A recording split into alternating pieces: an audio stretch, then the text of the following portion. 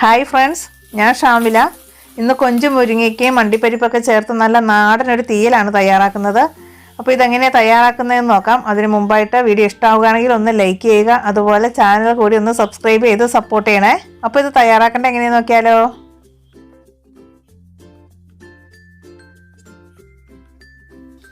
ആദ്യം കുറച്ച് ഇൻഗ്രീഡിയൻസ് ഒക്കെ നമുക്കൊന്ന് വഴറ്റിയെടുക്കേണ്ടതുണ്ട്. അതിനായിട്ട് ചൂടായ ചട്ടിയിലേക്ക് 1 ടീസ്പൂൺ വെളിച്ചെണ്ണ ഒഴിച്ചു കൊടുക്കാം. നമ്മുടെ നാടൻ കറിയൊക്കെ ആയതുകൊണ്ട് വെളിച്ചെണ്ണ തയ്യാറാക്കുന്നതിനാണ് കൂടുതൽ ടേസ്റ്റ്. ഇനി ഇതിലേക്ക് 20 ചെറിയ ഉള്ളി നടുവേ കട്ട് ചെയ്താണ്, അതുപോലെ ഒരു 3 പച്ചമുളകും കൂടെ ചേർത്ത് കൊടുക്കുന്നുണ്ട്. ഇനി ഒന്ന് വഴറ്റിയെടുക്കാം. ഒരുപാട് അങ്ങോട്ട് ബ്രൗൺ കളർ ആവേണ്ട ആവശ്യമൊന്നുമില്ല. ഉള്ളിയും പച്ചമുളകൊക്കെ നല്ലപോലെ ഒന്ന് സോഫ്റ്റായി കിട്ടിയാൽ മതി. ഈ ഒരു പരുവത്തിലായാൽ മതി. ഉള്ളിയും പച്ചമുളകൊക്കെ നല്ലപോലെ തന്നെ വഴന്നിട്ടുണ്ട്. ഇനി ഇതിലേക്ക് ഒരു തണ്ട് കറിവേപ്പില കൂടി ചേർത്ത് കൊടുക്കാം. കറിവേപ്പില കൂടി ചേർത്ത് നന്നായിട്ടൊന്ന് വഴറ്റിയെടുക്കാം. പിന്നെ ഇതിലേക്ക് മുരിങ്ങക്കായാണ്, 1 മുരിങ്ങക്കായാണ് എടുത്തിട്ടുള്ളത്. ഈ ഒരു അളവിൽ കട്ട് ചെയ്തെടുത്തിട്ടുള്ളതാണ്. നടുവേ ഒന്ന് കീറിയിട്ടുണ്ട്, മുഴുവനായിട്ടങ്ങ് കീറിയിട്ടില്ല, നടുവേ ഒന്ന് കീറിയിട്ടുണ്ട്. ഈ മുരിങ്ങക്ക കൂടി ഒന്നങ്ങ് ചേർത്ത് കൊടുക്കാം. എന്നിട്ട് ഒന്നങ്ങ് വഴറ്റിയെടുത്താൽ മതി. പിന്നെ ഇതിലേക്ക് 1/4 ടീസ്പൂൺ മഞ്ഞൾപ്പൊടി ചേർത്ത് കൊടുക്കാം. മഞ്ഞൾപ്പൊടി ചേർത്ത് ഒന്ന് മിക്സ് ചെയ്തതിന് ശേഷം നമുക്ക് ഇതിലേക്ക് ഒരു തക്കാളി കൂടി ചേർത്ത് കൊടുക്കാം. അപ്പോൾ അധികം പുളിയില്ലാത്ത തക്കാളിയാണ് ഞാൻ എടുത്തിട്ടുള്ളത്. തക്കാളി ഒന്നും വഴന്നങ്ങ് ഉടയേണ്ട ആവശ്യമൊന്നുമില്ല, ഒന്ന് മിക്സ് ചെയ്തെടുത്താൽ മതി. ഇനി ഇതിലേക്ക് വേവാൻ ആവശ്യത്തിനുള്ള വെള്ളവും കൂടി ചേർത്ത് കൊടുക്കാം. മുരിങ്ങയ്ക്കൊക്കെ ഒന്ന് മുങ്ങി നിൽക്കാൻ പാകത്തിനുള്ള വെള്ളം ചേർത്ത് കൊടുത്താൽ മതി. പിന്നെ ഇതിലേക്ക് 1 കൈപ്പിടിയോളം അണ്ടിപ്പരിപ്പ് എടുത്തിട്ടുണ്ട്. അത് 1 മണിക്കൂർ നേരം ഒന്ന് കുതിർത്തെടുത്താണ്, അതുകൂടെ ചേർത്ത് കൊടുക്കാം. അതുപോലെ തന്നെ എന്താ പറയുക, പച്ച കശുവണ്ടിയൊക്കെ കിട്ടുന്ന സമയത്താണെങ്കിൽ അത് വെച്ച് തയ്യാറാക്കുമ്പോൾ കുറച്ചുകൂടി ടേസ്റ്റ് കൂടുതലായിരിക്കും. എല്ലാ സമയത്തും നമുക്കിതിപ്പോൾ പച്ച കശുവണ്ടിയൊന്നും കിട്ടാറില്ലല്ലോ. അപ്പോൾ ഇങ്ങനെ വെള്ളത്തിൽ കുതിർത്തെടുത്ത് വെച്ചാലും ആ റിയൽ ടേസ്റ്റ് തന്നെ കിട്ടും. ഇനി ഇതിലേക്ക് ആവശ്യത്തിനുള്ള ഉപ്പ് കൂടി ചേർത്ത് കൊടുക്കാം. എന്നിട്ട് ഒന്ന് അടച്ചു വെച്ച് വേവിച്ചെടുക്കാം. ഈ സമയത്ത് നമുക്ക് ഇതിലേക്കുള്ള തേങ്ങ കൂടി വറുത്തെടുക്കാം. അതിനായി ചൂടായ പാനിലേക്ക് ഒരു 2 കപ്പ് തേങ്ങ എടുത്തിട്ടുണ്ട്. വറുത്തെടുക്കാനൊക്കെ ആയിട്ട് തേങ്ങ പൊടിയായിട്ട് ചിരണ്ടിയെടുക്കണം. ഇനി വലിയ പീസായിട്ടാണെങ്കിൽ നമുക്ക് മിക്സിയുടെ ജാറിലിട്ടൊന്ന് ചെറുതായിട്ട് ക്രഷ് ചെയ്തെടുത്താൽ മതി. ഇതിലേക്ക് ഒരു തണ്ട് കറിവേപ്പില കൂടി ചേർത്ത് കൊടുക്കാം. അതുപോലെ ഒരു 3 ചെറിയ ഉള്ളിയാണ്, അതുകൂടെ ചേർത്ത് കൊടുത്തിട്ട് നല്ലപോലെ ഒന്ന് വഴറ്റിയെടുക്കാം. ആ തേങ്ങയിൽ നിന്നുള്ള ആ വെള്ളമയമൊക്കെ ഒന്ന് മാറി തേങ്ങയൊക്കെ ഒന്ന് ഡ്രൈ ആവുന്ന സമയത്ത് വേണം ഇതിലേക്ക് ഇത്തിരി വെളിച്ചെണ്ണ ചേർത്ത് കൊടുക്കാൻ. വറുത്തരച്ച കറികൾക്കൊക്കെ ആദ്യം ഒന്ന് ചെറുതായിട്ട് തേങ്ങ ഇതുപോലെ റോസ്റ്റാക്കി എടുത്തതിന് ശേഷം വേണം അതിലേക്ക് വെളിച്ചെണ്ണ ചേർത്ത് കൊടുക്കാൻ. അപ്പോൾ പെട്ടെന്ന് തന്നെ നമുക്ക് തേങ്ങ വറുത്തെടുക്കാൻ പറ്റും. ഇപ്പം നമ്മുടെ മുരിങ്ങയ്ക്കയൊക്കെ ഇവിടെ നന്നായിട്ട് തിളച്ചിട്ടുണ്ട്. അപ്പോൾ നല്ലപോലെ ഒന്ന് മിക്സ് ചെയ്ത് കൊടുക്കാം. മുരിങ്ങയ്ക്ക അണ്ടിപ്പരിപ്പൊക്കെ ഒരു പകുതിയോളം വേവായിട്ടുണ്ട്. ഈ ഒരു സമയത്ത് ഇതിലേക്ക് ഒരു 200 ഗ്രാമോളം കൊഞ്ച് ക്ലീൻ ചെയ്ത് വെച്ചിട്ടുണ്ട്, അതുകൂടി ചേർത്ത് കൊടുക്കാം. കൊഞ്ചിന് അധികം വേവില്ല, 5 മിനിറ്റ് കൊണ്ട് തന്നെ കൊഞ്ച് വെന്ത് കിട്ടും. നന്നായിട്ടൊന്ന് മിക്സ് ചെയ്തിട്ടൊന്ന് അടച്ചു വെച്ച് വേവിച്ചെടുക്കാം. അപ്പോൾ തേങ്ങ ഇവിടെ നല്ലോണം ഡ്രൈ ആയിട്ടുണ്ട്.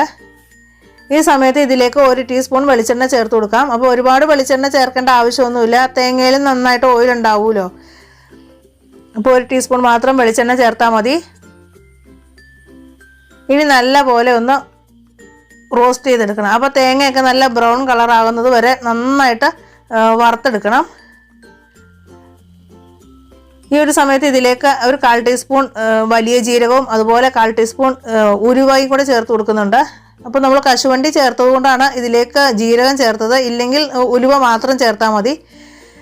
ഇപ്പോൾ ഏകദേശം ഒരു പകുതിയോളം മൂപ്പായിട്ടുണ്ട് തേങ്ങ നല്ല ബ്രൗൺ കളർ ആവണം. ഇതുപോലെ നല്ല ബ്രൗൺ കളർ ആവണം. ഈ സമയത്ത് നമ്മുടെ ചെമ്മീനും ഇവിടെ കറക്റ്റായിട്ട് വെന്തിട്ടുണ്ട്.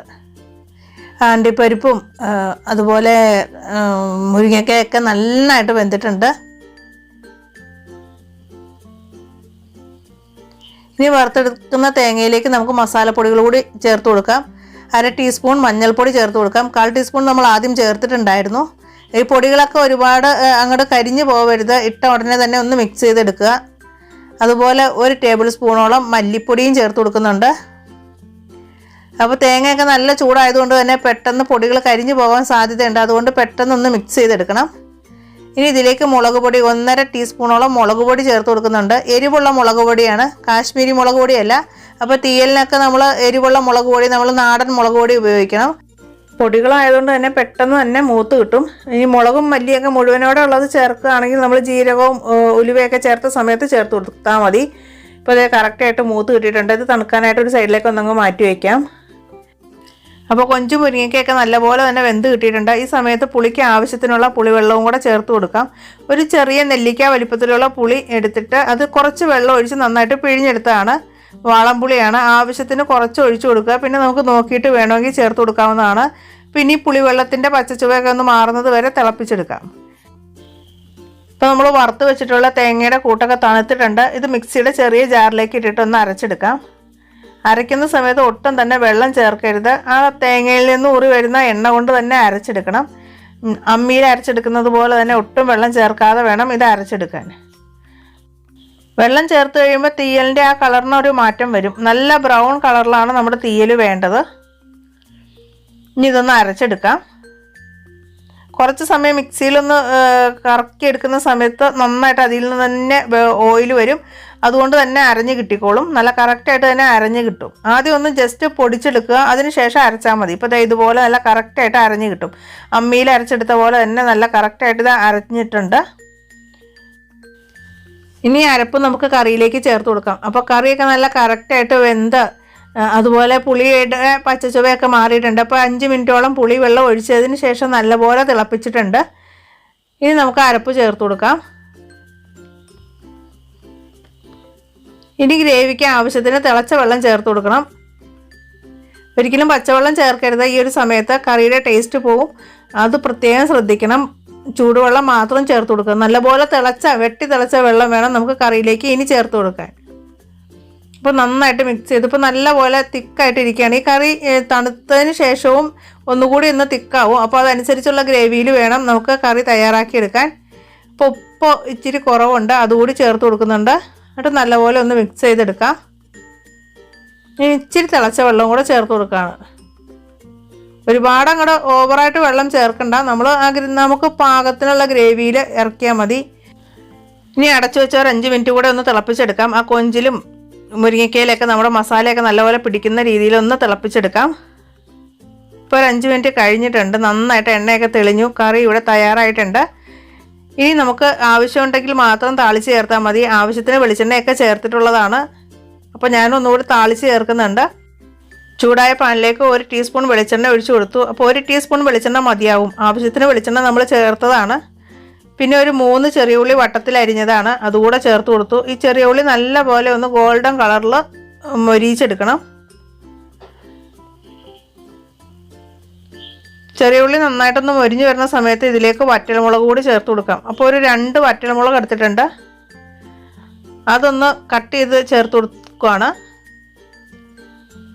അതുപോലെ ആവശ്യത്തിനുള്ള കറിവേപ്പിലയും കൂടെ ചേർത്ത് കൊടുത്തിട്ട് നമുക്ക് ഗ്യാസ് ഓഫ് ചെയ്യാം. ഈ താളിച്ച കൂട്ട് നമുക്ക് കറിയിലേക്ക് ചേർത്ത് കൊടുക്കാം. ഇപ്പോൾ തന്നെ കറി കാണാൻ നല്ല ഭംഗിയാണ്. നല്ല എണ്ണയൊക്കെ തെളിഞ്ഞ് നല്ലൊരു ടേസ്റ്റുമാണ് കേട്ടോ. അപ്പോൾ എല്ലാവരും ട്രൈ ചെയ്ത് നോക്കുക. ട്രൈ ചെയ്ത് നോക്കിയിട്ട് ഫീഡ്ബാക്സൊക്കെ അറിയിക്കാൻ മറക്കല്ലേ. അതുപോലെ തന്നെ നമ്മുടെ ചാനൽ കൂടി ഒന്ന് സബ്സ്ക്രൈബ് ചെയ്ത് സപ്പോർട്ട് ചെയ്യണേ. ഇനി താളിച്ചൊഴിച്ചതിന് ശേഷം ഒരു 5 മിനിറ്റും കൂടി നമുക്കിതൊന്ന് അടച്ചു വെക്കാം. ആ താളിച്ചതിൻ്റെ മണമൊക്കെ നന്നായിട്ട് കറിയിലേക്ക് വ്യാപിക്കാനായിട്ട് ഒരു 5 മിനിറ്റ് ഒന്ന് അടച്ചു വെച്ചിട്ട് നമുക്കിത് സെർവ് ചെയ്യാം. അപ്പോൾ എല്ലാവരും തന്നെ ട്രൈ ചെയ്തിട്ട് ഫീഡ്ബാക്സ് അറിയിക്കുക. അപ്പോൾ നമുക്ക് വീണ്ടും പുതിയൊരു അടിപൊളി വീഡിയോയിൽ കാണാം. അതുവരേക്കും താങ്ക്സ് ഫോർ വാച്ചിങ്. ബൈ.